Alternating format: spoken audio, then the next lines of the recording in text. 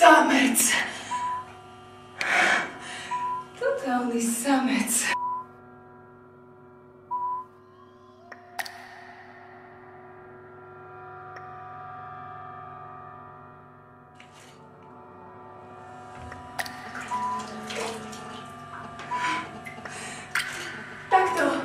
Takto ma budila mama.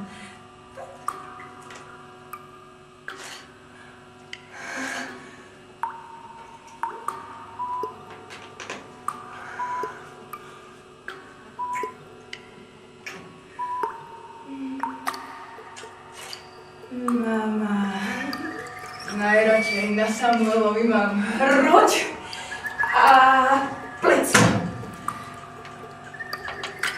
A nos. Ruky, prsty, nechty, bradu, dycha, ústa, oči, čelo, vrásky, vlasy, chrbát, stehná a tie jeho kostiska.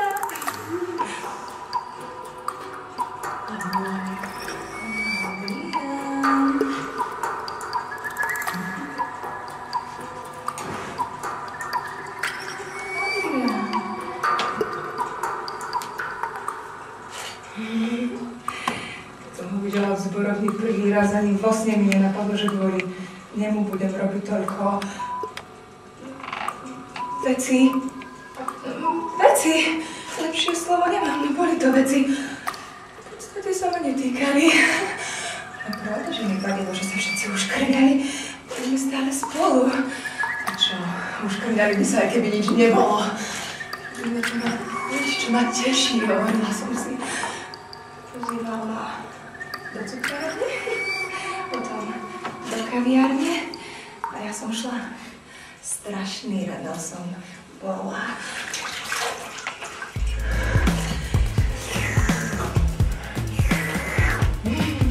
Ja nič nevidím.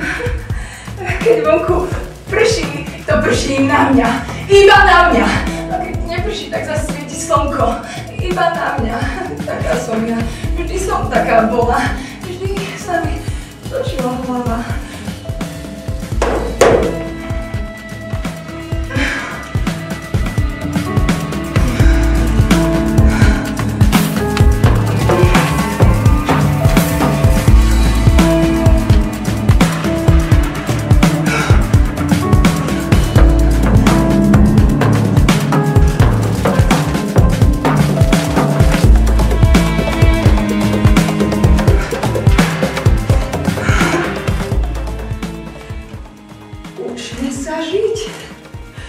Povedal mi Samuel, keď som ho našla vylezeného na Natálii.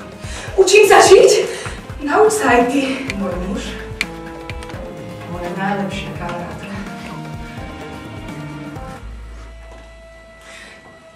Hambila som sa ako pes. V našom malom rybníčku. Vanilka porkačičku. Ťahal ju tam za nohu. Ona jeho nie. Tak to bolo. Nemám to tu. Lola písala pod umeleckým menom. No, nemožným, ale o to práve šlo. Písala vo veršoch. Horších najlepších ona netriedila. Nikdy nebrala svoje písanie vážne, škoda. Som slnečný typ. Doktor Blachovský povedal, že mám alergiu na slnko. Išla som domov. Stiahla roletu. Točila sa k stene a zaspala. Jeseň, pršalo. Ideálne počasie pre mňa. Dopesila som sa na polene. Hľadala som nejaký povraz alebo špagát. Našla som rybárske lávko. Prehodila som ho cez strán, zauzlila, slučku dala na krk. Odkopla Chanel. V našom malom rybníčku variolka porkačičku. Ťahal ju tam za nohu. Ona jeho nie. Prečo ma do toho nútiš? Prečo ma do toho nútiš? nútiš! On ma nenútil. On ma prosil. A tak ma Samuel začal podvádzať. Aspoň si to myslím. Nie, predsa nenávidieť vlastné deti. Alebo rodičov.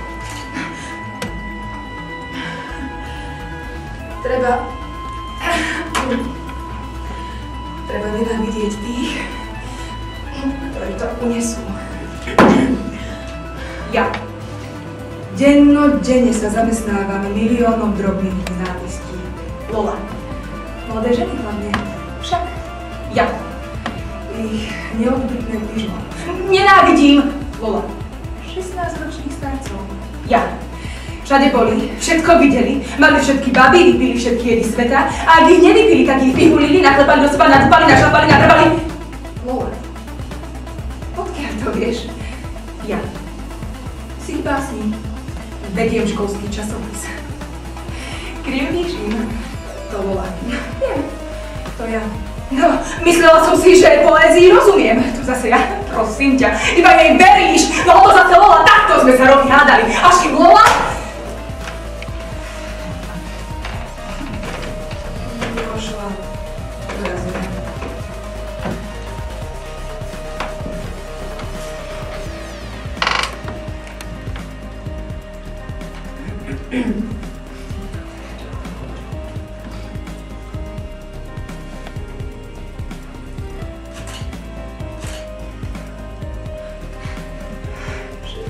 Zúrvalcov, čo som dennodenne krotila v škole, som sa bála. A všetci nadeli na mňa. Pozri, aká je biela, pozri, tak pozri sa. Mala som 100 chutí ukázať im.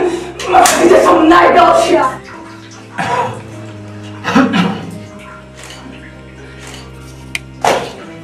Môžem si robiť, čo chcem. Čo len chcem! Čo chcem? Možno by som bola radšej, keby to ani neboli moje deti. No, možno ani nie sú. Možno by ich priniesol Bocian. Boli chvíle, keď som chcela, aby ich odniesol. Možno by to tak bolo bývalo lepšie. Rúhať sa, to je to jediné, čo ma ešte baví už dosť. Bože. Toto všetko sa stalo mne? Nie. Lola už nie je. Pošla do jazera. No, tak som mohla prísť ja. Samozrejme, že žiadny Adrián nikdy nebol. Tak by som to bolo v strachu posrala. Dýchaj, zloboka Kristýnka. V našom malom rybníčku Danielka porkačičku. Ťahal ju tam za nohu, ona je, on je. Niektoré veci si pamätáme, iné nie. Keď si predstavím, ako Samuel urputne drží tú ceruzku medzi prstami. A potom toto zúfalstvo v našom malom rybníčku. Za každým, keď odchádzali na ryby, som s tou básničkou ostávala sama doma, no nezaslúčim si trocha súcitu!